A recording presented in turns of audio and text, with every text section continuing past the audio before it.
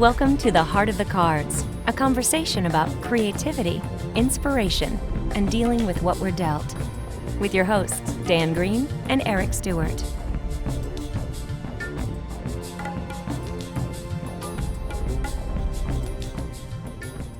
Welcome to the Heart of the Cards. I'm joined by Eric Stuart, who you know from his work in Yu-Gi-Oh! And Pokemon, as well as the titular member of the Eric Stuart Band. And I'm delighted to be able to have this conversation with him today.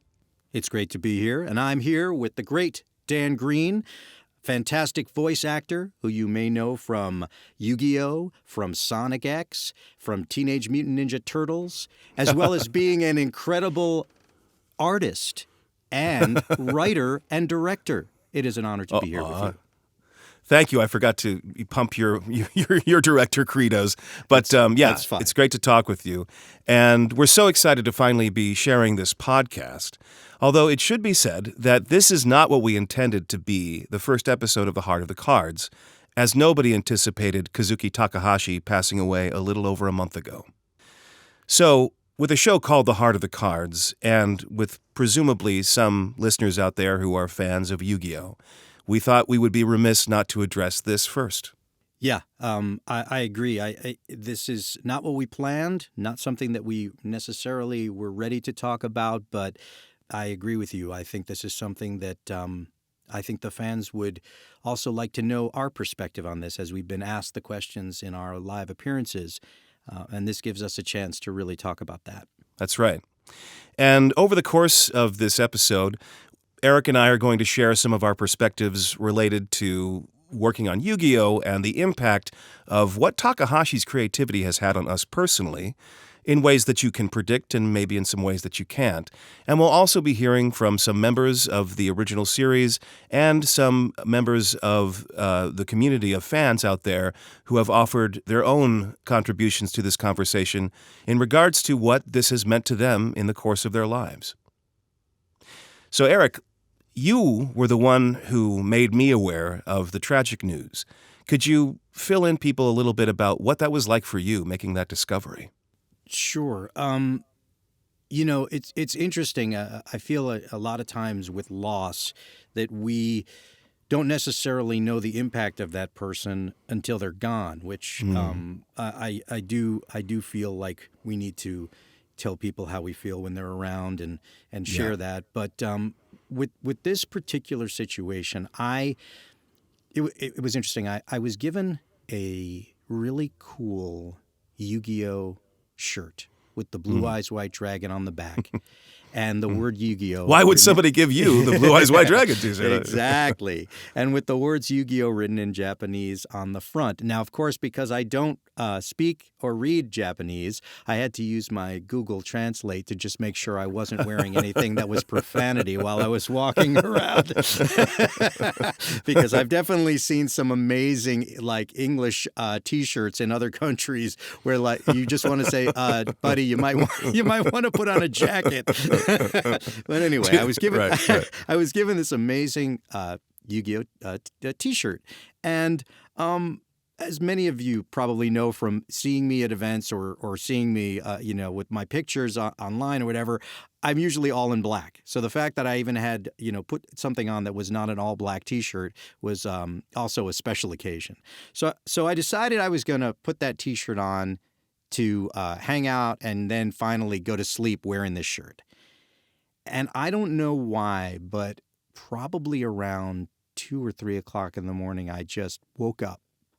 And as one does, we check what time it is to see, am I supposed to be up right now? Is it the start of the day, or do I need to go back to sleep? So I grabbed my phone and checked the time. And of course, on my news feed, it had said that the creator of Yu-Gi-Oh! Dies in tragic accident. And I'm like, what? And of course, I open up 5 different news feeds because I'm thinking, and I see people posting about stuff, and I'm thinking, okay, before I react to this, I need to make sure this is not some sort of fake thing, and then, somebody got the story wrong, and who are they talking about? Right. And then after confirming reliable news sources that this was true, I immediately wanted to text you, but because it was so early in the morning, I thought, okay, I got to wait. But I really wanted to text you because I felt like if anyone was going to understand the weight of this, it was you. And so I sat there and I was holding my phone and I sat there and I thought, no, I can't do that. I have to tell him. What do I even say?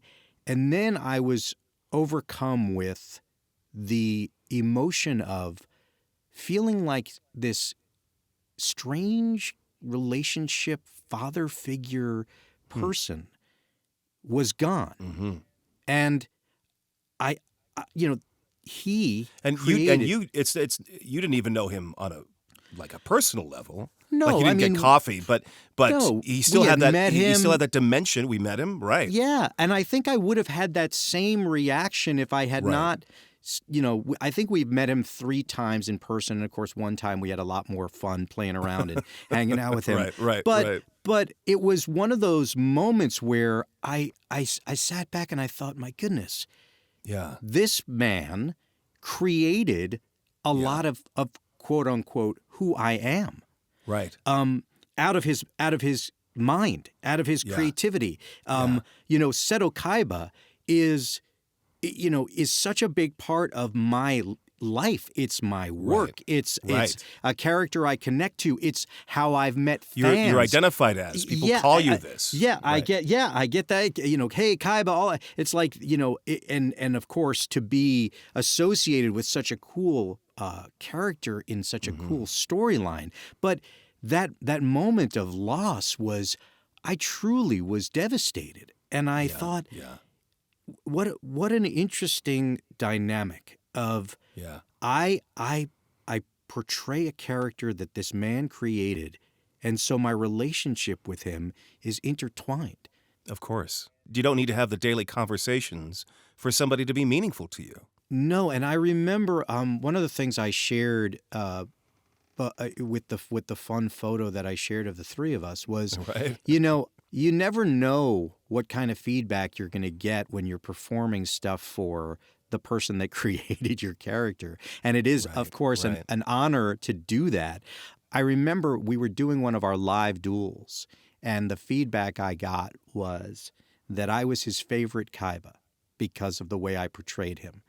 And I was blown away by that. And that is not a pat myself on the back. That is, how many times have we met the creator of something playing that role? I mean, goodness, this is like a, I'm not going to compare this to Shakespeare and being like on stage as Hamlet, and then and then William going, great job, love your work. But this was so, it was like, oh my goodness, like I worked so hard at my craft, and to be able to do what he was hearing in his head and in his heart when creating this. So that was my moment of realizing what an impact our relationship had on me.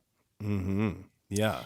And what about you? I know that after letting you know, I know that this obviously something that definitely devastated you as well. More devastating was that he told me I was his 13th favorite Yugi, but that's another story. I thought we hid that email. But so the experience of loss is something that at one point or another everyone's going to become familiar with on whatever level. And for me, it was a stunning reminder of how precious time is. And I owe Kazuki Takahashi so much in terms of how his work has contributed not only to the work of my life, but to the love of my life as well. And I'll detail that in a little bit. And before I get more into what my reaction was and the context surrounding that, I think we should hear from a few voices of other people who are sharing this journey with us. Hey, how's it going? My name is Wayne Grayson, and I am the gentleman responsible for the nuanced and subtle voice of Joey Wheeler on Yu-Gi-Oh! I was actually on my way to a convention when I heard about the passing of Kazuki Takahashi, which is kind of what I want to talk about, because I wasn't going anywhere exotic that time, but my experience on working on Yu-Gi-Oh! Provided a very, very surprising and lovely side benefit in that I've been able to travel quite a bit to places I would not normally have gone to. And that also afforded me an opportunity to meet people I wouldn't normally meet who were profoundly affected by Mr. Takahashi's creation. I hear stories all the time about how watching Yu-Gi-Oh! Got people through some really difficult times.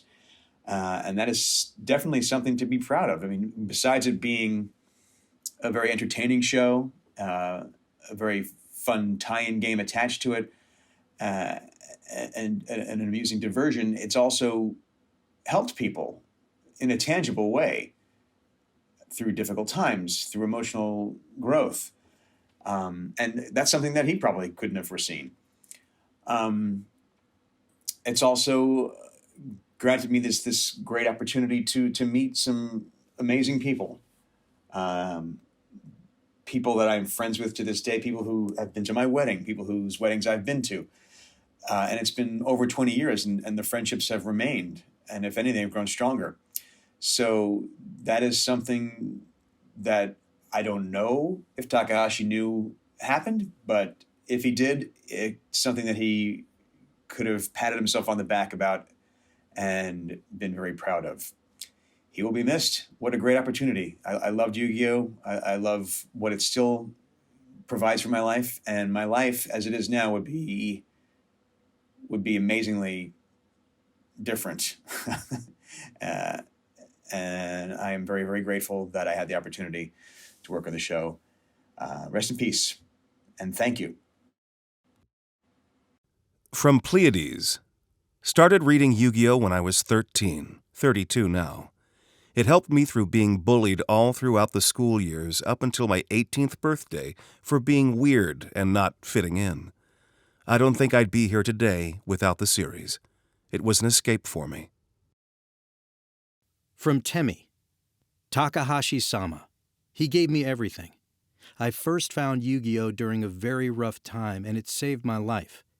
Yu-Gi-Oh! Has inspired me in so many ways. It led me to my passion in life. It led me to my best friends. It even led me to my soulmate. I owe everything to Takahashi. From Danny Kramer, voice actor. Aside from loving the story, characters, and card game, Takahashi Sensei's concept of another self, or another side to yourself, that comes alive when faced with challenges, I found immensely empowering, in both my personal life and acting. There could be the calm, tranquil you when needed.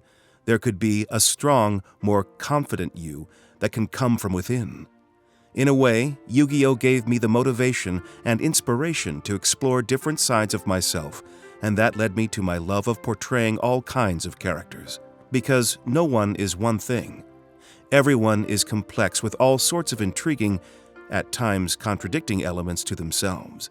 That's what makes us each unique, and it can give us strength. Never quite thought of it that way when I was 10. But in examining what characters like Yugi meant to me, that's what it was. So when I heard the news from you, I was shocked. It was unbelievable. He wasn't a young man, but we certainly expected to have many, many more years, with the possibility of him contributing even more creatively. And so that was stunning. I lost my actual father at the age of 4 very suddenly. And I was used to, and as some people listening understand, I also lost my wife suddenly. And so I understood that this is the way that life happens from time to time. Thankfully, not all the time. But in each of those examples, I think the best takeaway is, referring to something that you mentioned earlier, is let people know what they mean to you when they're there. Mm-hmm. Don't take the time for granted. And it's really easy to do. And I think that people don't like to look at the reality of mortality because it's uncomfortable.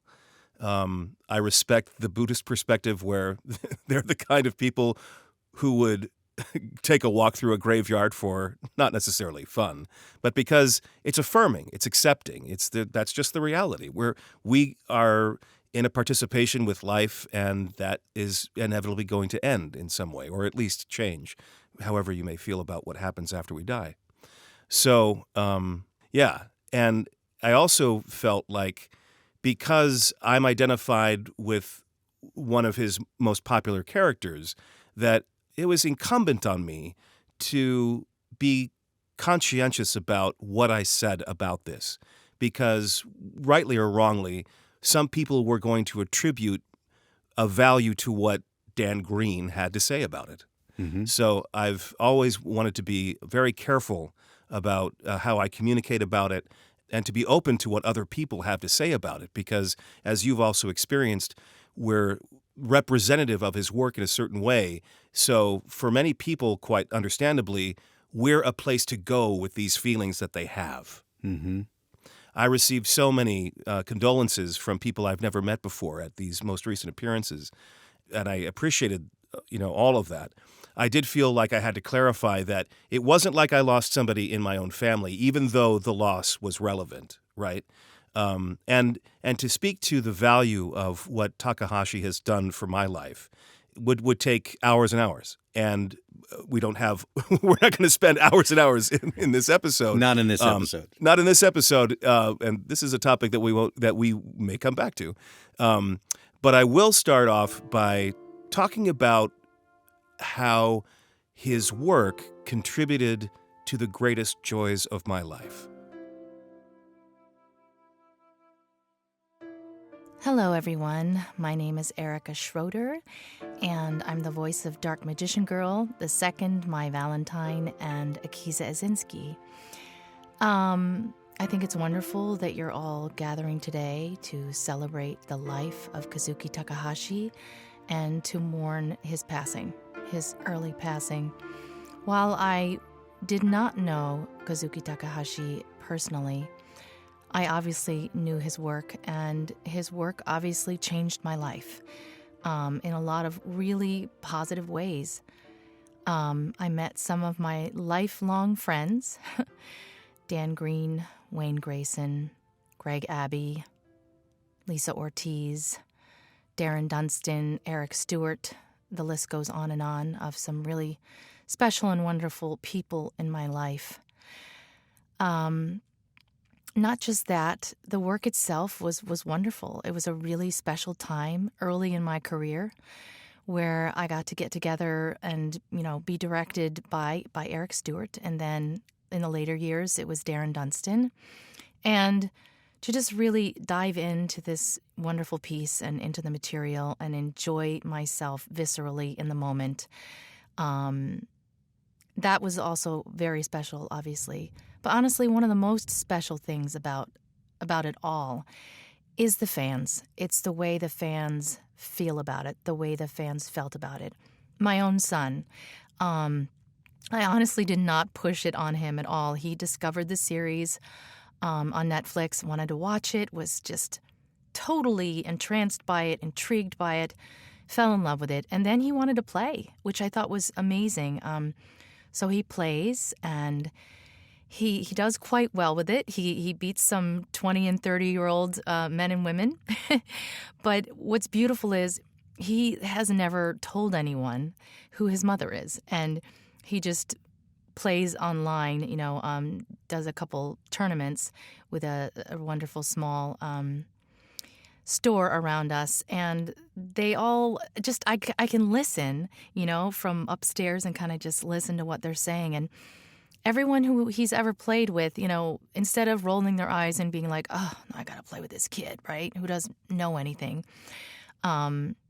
they were generous of spirit. And that has been something that I have noticed about every Yu-Gi-Oh fan I have ever met, has been generous of spirit. I don't know if those people are generous of spirit and that's why they're drawn to Yu-Gi-Oh, or if they become generous of spirit after they have encountered the game and played the game. But those people and my Yu-Gi-Oh fans are so very special to me. And I love the way it brings people together. I just love the way people become friends through this game. I have a bunch of fans on my Facebook fan page that have never met in person, but they love and enjoy and support each other.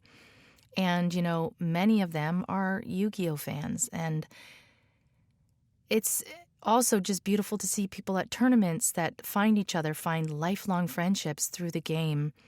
And it has meant very much to me over the years. And when he passed, I was very emotional. It was unexpected to begin with.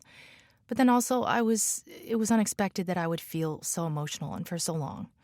And really, I mourned his passing with all of you. And it's really tragic that his life had to end so early, but I'm grateful. I'm truly grateful for this beautiful thing that he created for all of us to enjoy. So, thank you. Golden Nova Yu-Gi-Oh says, Yu-Gi-Oh was there for me when I was growing up. When I needed something to read, the manga was amazing. When I needed a hobby, the game helped me connect with others. And now talking about it is my job. It's hard to imagine where I'd be right now without Takahashi. From Sleepy Pharaoh. To put it simply, Yu-Gi-Oh has made a massive impact on my life. Ever since watching the English dub, it has changed my life and my mental health for the better.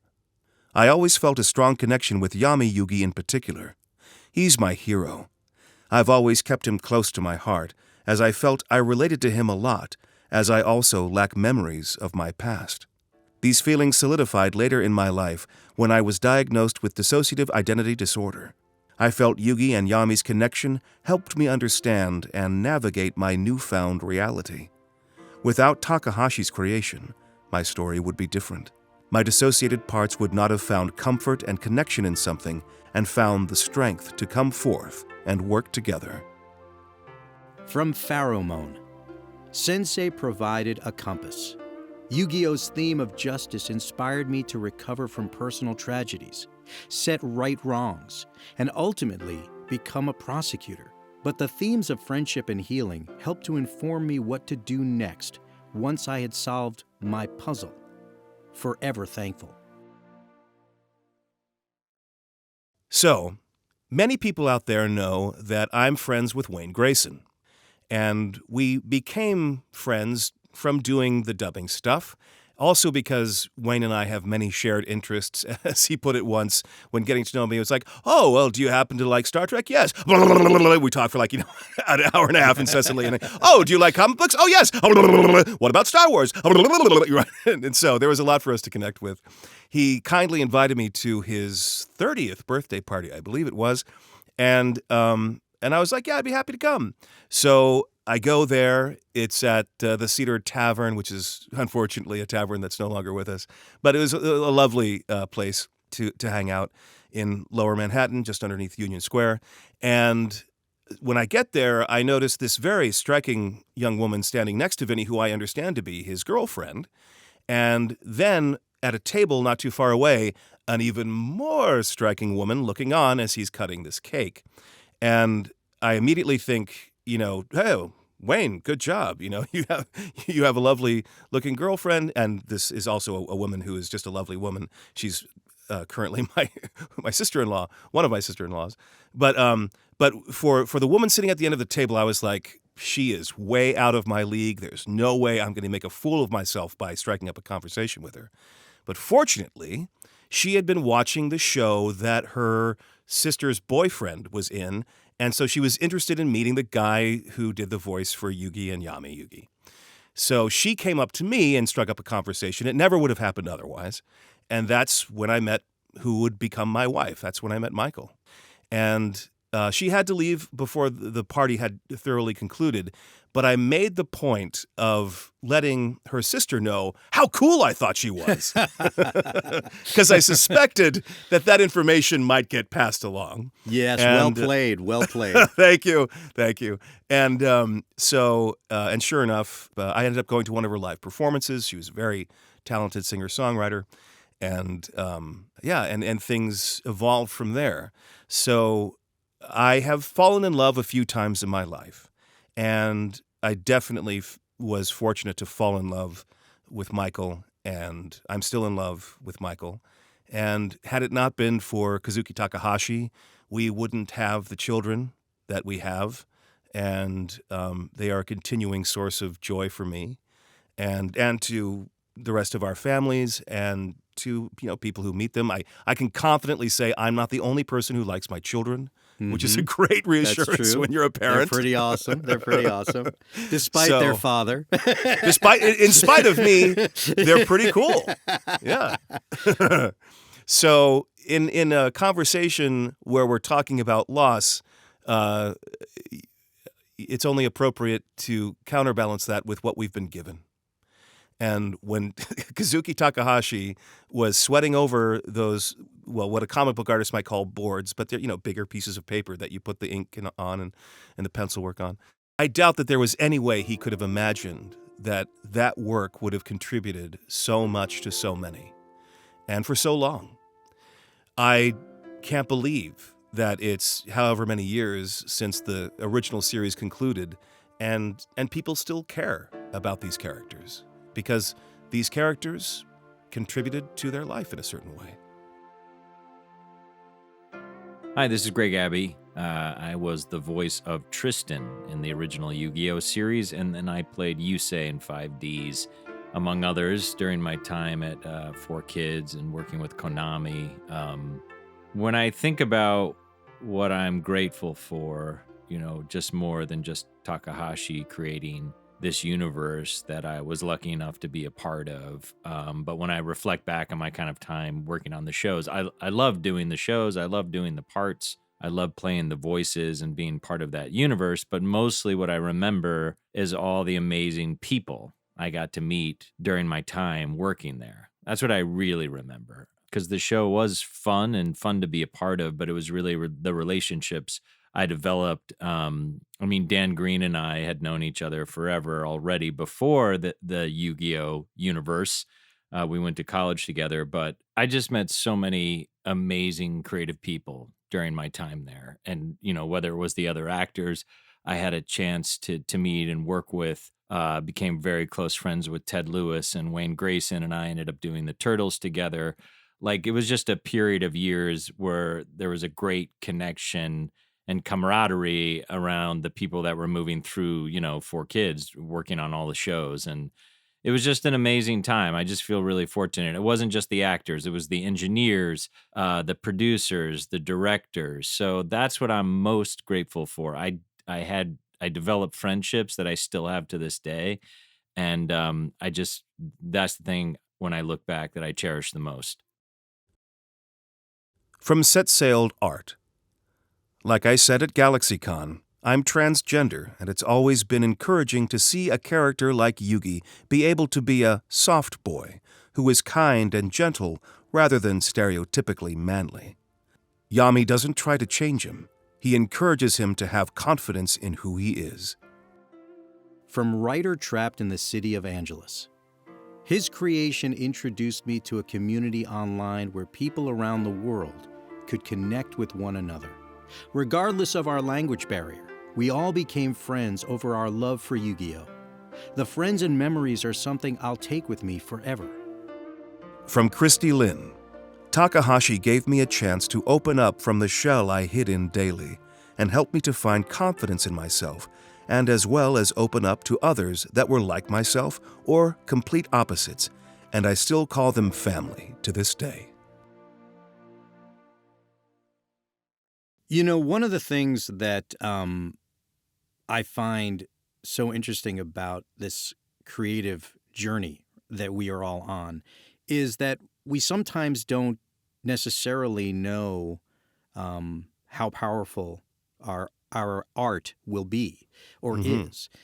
And what I think is amazing about Sensei's work is that I know for a fact that he witnessed it going from that page to that book to that screen and to the live events, to the games. I know he saw that. And I'm sure that he had a smile on his face knowing that all that work was resonating with so many people. And not about the monetary success, but the artistic success, the sharing of your ideas.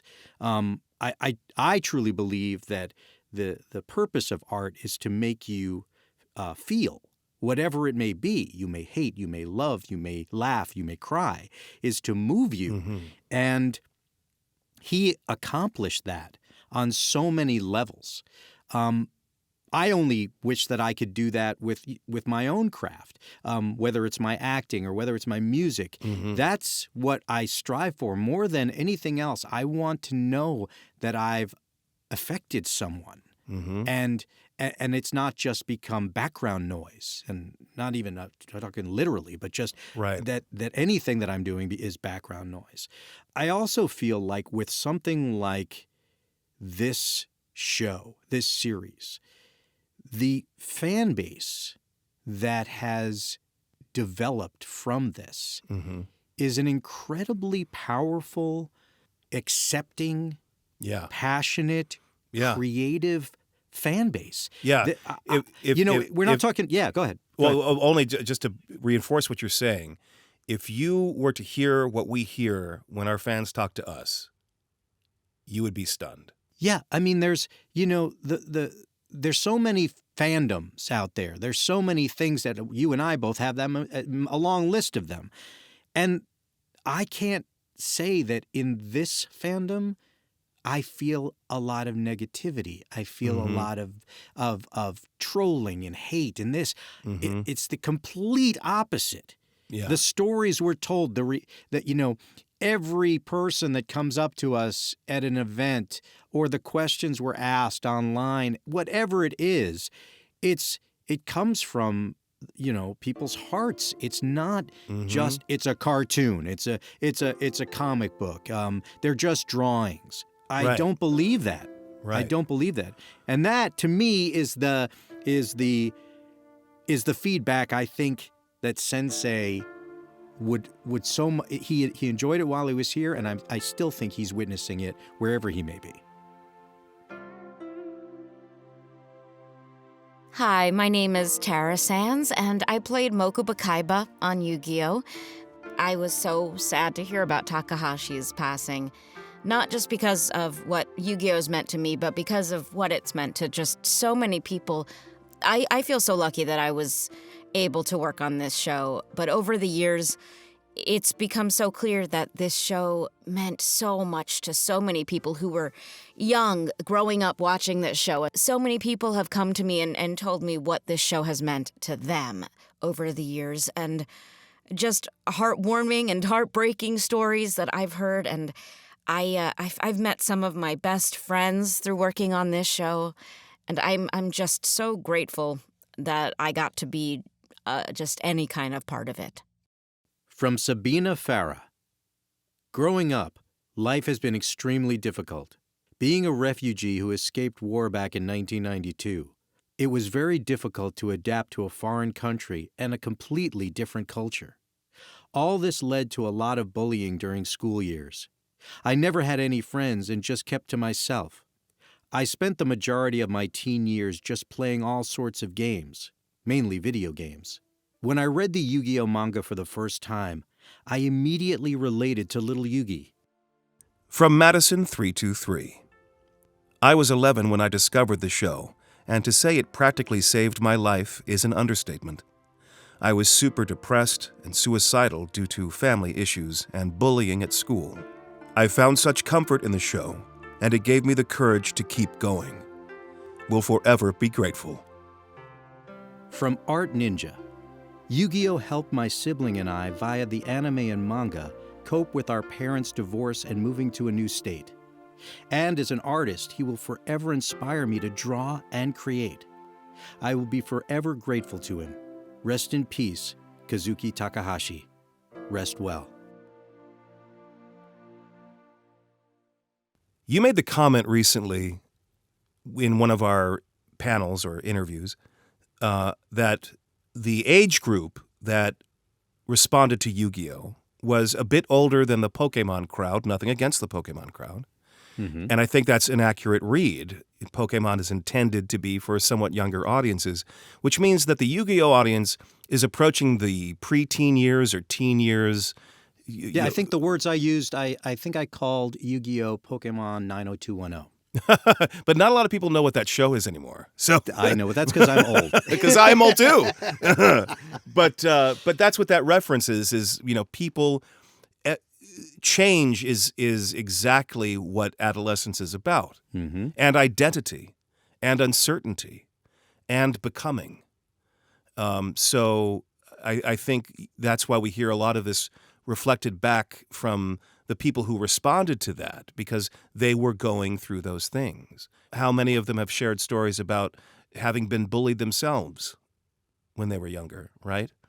Yeah, and there are so many shows that Yeah. people are watching. There's so many things that are out Sure. there. What made this one have that fan base? What drew those people to connect with these characters and follow their journey and relate to them and also lean on them? Mm-hmm. That's to me what makes Sensei's work so incredible, is that did he start out with that as his motivation? Mm-hmm. Who knows? Mm-hmm. I wish I had more time or an opportunity to have my dinner with Sensei. Like, it would have been nice if the three of us had a chance to sit down and even just for an hour and chat without anyone else around. Yeah. Just to get Yeah. a sense of. Well, except maybe a translator. Yes, a translator. Yes, that's true. It helped me with my T-shirt so that I know what it said. But for those of you who have not seen the photo that I shared of Dan and I and Sensei, you can find it on Twitter. You'll see the whole story. But the idea was we did a fun pose together that was very anime flavored, Yeah. which we do with the fans when we're at an event. And he loved doing it with us. And afterwards, as Dan and I were leaving his dressing room and going back to ours, I said to Dan, I was like, it's so obvious to me. He's a fan of this stuff too. Like, Right, he's right. just a guy who loves this kind of stuff. Right. And I think coming from that, he knew how to tell these stories from a place of honesty Right. that people could relate to. It's separate from so much of the other stuff. It's entertainment, but there is still a core value to Right. what he was saying. Right. And when meeting Takahashi Sensei in Miami, there's the entourage. There was the question of whether or not we would be permitted to interact with him. And that has nothing to do with him being standoffish or aloof. Not at all. So in my experience of actually interacting with this guy, he was a warm energy, unpresuming, modest, humble. He didn't come off as arrogant in the slightest. And it was great to see that in spite of the station that he held, he maintained that sense of humanity and simplicity. Sure, and I think a lot of that has to do with the different cultures. I think that Which he I'm was not, sort of which I'm not making fun of. I hope that didn't come off as me being judgy. Yeah. No, but I think he was insulated that way because Right. of his status. Right. And That's just the custom. Yeah. That's the custom. And so giving us the opportunity to get a glimpse of the man behind the curtain Right. was very special. And I was very honored that we got that. We got that moment. But yes, too, me because too. yes, yeah, that was fantastic. Hi, this is Marc Thompson. I'm the voice of Duke Devlin and also Astral and some other villains of the week on Yu-Gi-Oh! And the various Yu-Gi-Oh! Spin-offs. So anyone who knows me knows I'm a bit of a fanboy.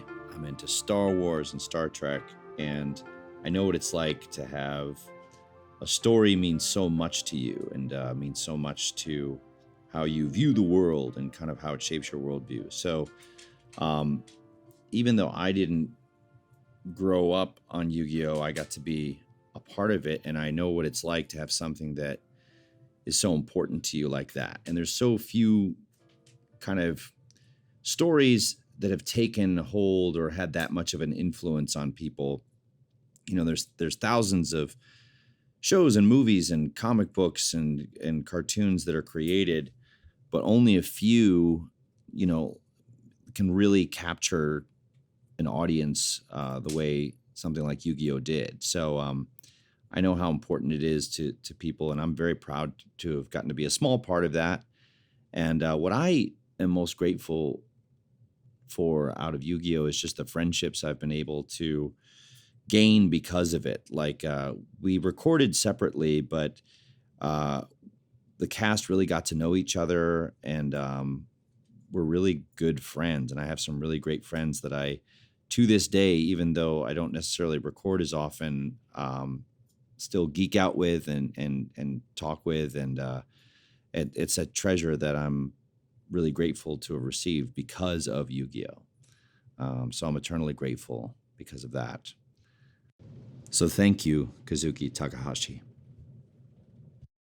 From Totally Not Michael. I don't even know where to start with what Takahashi Sensei did for me. It's years and years of having an effect on my life. But even now, after his death and more than almost 2 decades of playing his game, it's still bringing me joy daily. From Brendan Glynn. As a young autistic boy, making friends was a really difficult and scary thing for me. Until I got to the place that I was ready to interact with strangers and make friends when I was much older. I felt safe in the space of Yu-Gi-Oh! That Kazuki Takahashi created. From Deanna Donovan. Takahashi created characters that would influence me to become the best version of myself that I could. His characters showed me I can be kind and caring like Yugi, but also strong and brave. Thanks to this show, I've created friendships that will last a lifetime and beyond. What's so clear interacting with the fans is how much Takahashi is still with us, and how much that enduring meaning of the work that he's left behind is alive and well and spreading. And I think it's a testament not only to the quality of the work itself, but also to how much it's beloved. And Takahashi Sensei is no longer in a position where he can create new memories with us, but he has created such a wealth of memories for us that that has a vitality of its own and continues to be present in the hearts and minds of all the fans that we have the privilege of being able to interact with. One of the things that I think we should do with this amazing memory of Takahashi Sensei is follow our passion, continue to do our art, our craft. When we are at these events and we see all of these amazing, creative people, that's the celebration. We can go through the mourning of the loss, but we also have to celebrate the life and the legacy. And I think by the way that we're doing that is by continuing to get together at these conventions and interacting with each other and sharing our stories and our fandom and being accepting and being and just trying to find the way that so many different quirky people can all work together. I truly believe that the convention atmosphere is the litmus test that we should all use to follow how we could behave outside of the convention atmosphere. Oh, yeah, yeah. It is a perfect social experiment. You take people that love stuff, okay, maybe that's the thing they have in common, and you throw them into a venue that is filled with all sorts of cool action figures and cards and there's voice actors, but you strip that all the way, and what you've got is quirky, creative people and different. Everyone is different, but that makes them the same. It makes them want to interact and be supportive. Right. I've seen so many complimentary gestures and feedback on cosplay and art. And oh my goodness, the things we were just handed the other day, some of these original art, That's crazy. drawings and paintings, blows my mind. And that atmosphere is the celebration of someone's life. It is the celebration of this entire genre. It is the celebration of this kind of fandom, and it is a special fandom.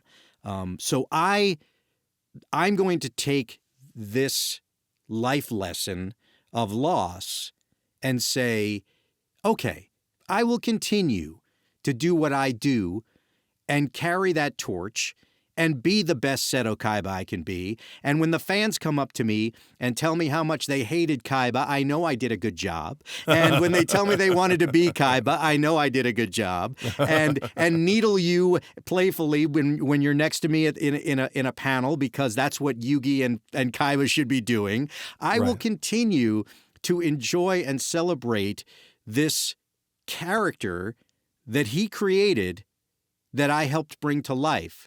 That's going to be my way to recognize him and celebrate his life. I think that's excellent. I think that's the way to do it, and what a fitting tribute. It's weird that playing a jerk comes so naturally to you, but that's another conversation. I am an actor. I just put air quotes around that in my mind. I'm just kidding. I'm just kidding. Yeah. No, that's an excellent tribute to Takahashi Sensei. And for myself, I would also throw in that being able to make these appearances has also provided us with an opportunity to embrace our own creativity more directly. This podcast is one example. Crossing the Gods is another. We have more things planned along the way. And we have a platform that we wouldn't have otherwise had it not been for his example of following through with your creativity. And I hope that everyone picks that up as an example. Also, getting back to, like, you can't take your time for granted. Nobody knows. Just because you went to the doctor and, it was you got, thumbs up on everything, you can still get hit by a car. Not to be a downer, but just to say that Words life, to grow on by Yami Yugi. Yeah, you can always get hit by a car. That's the tagline. But there's something I said in a communication during one of the peaks of the pandemic. I actually mentioned this in an episode of The Heart of the Cards a little later on. But it was addressing a lot of grief, but I wanted to leave on a note that was a bit more uplifting. And I said, none of us has done anything to deserve the time we're given, but you're the only one who can spend it. Ooh, that's good. So you got to live your moments like you mean them. And don't let the fear get in your way, and don't presume that you will necessarily leave behind something that is as impactful as Takahashi Sensei's work or any other lauded artist. But that doesn't matter. You don't know is the other thing. Van Gogh didn't know that he would leave behind such a legacy. When he passed away, nobody thought much of him at all. But it's not necessarily even about the legacy you leave behind. It's the way you live your life while you're in it. And being truly connected, being truly alive, makes you a hero in your own way. And it does help to save the people around you, if only by example. Show people how it's done. Show them who you are. You shouldn't take your time for granted, and you shouldn't take yourself for granted either. Yeah, I have to agree. I think that is a great summation of who he was, what he has done, and what he has left us with, and also some motivation for others to do their own thing and to try their best and follow their passions. And I think that's also a great place to end this fantastic conversation and celebration of Takahashi Sensei's life. Absolutely. We, of course, will always continue to talk about the contribution of the amazing Kazuki Takahashi. But for this episode, we will bring it to an end. And thanks to all who contributed to this conversation. And we wouldn't be anywhere without our friends and our followers and our listeners and our friends that we've yet to make. on continuing episodes of The Heart of the Cards.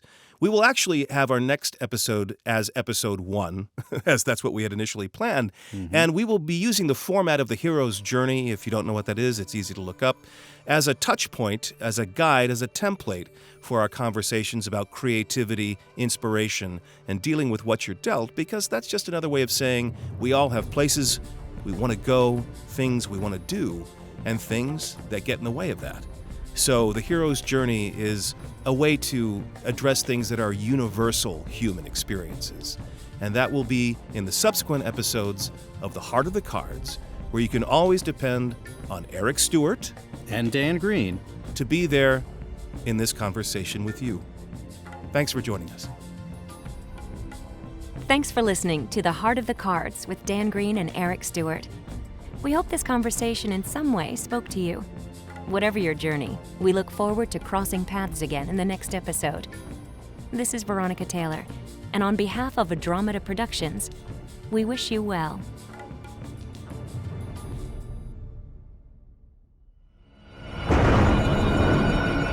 Andromeda, always a sound choice.